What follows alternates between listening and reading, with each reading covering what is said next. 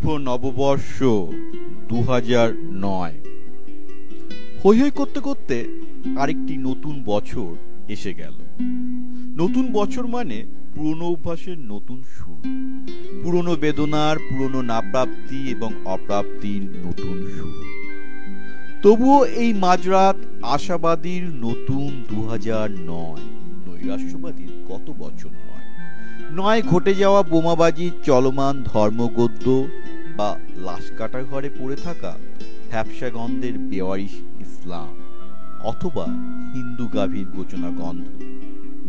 দিন যায় দিন আসে, বছর ঘোরে চা পাওয়ার মধ্যে দাঁড়িয়ে থাকা রাজনীতি, ঘোরে না মধ্যবিত্তের অধরা ধর্মরাজ্যের ঘাতক গুন্ডার দল। তবুও এই 2009 আমার, তাই মাঝরাতের এই নিভৃত গোপন অভিশাপ। আমি কবিতাটা প্রথমে লিখেছিলাম 2006 সালে।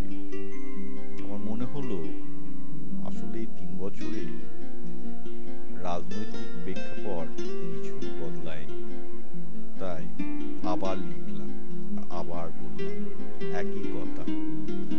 সেই জন্যই মনে হয় নতুন বছর মানে আসলেই পুরনো অভ্যাসের নতুন শুরু। কারণ আজ থেকে 3 বছর আগে যা লিখেছি, আজও সেই একই কথা লিখতে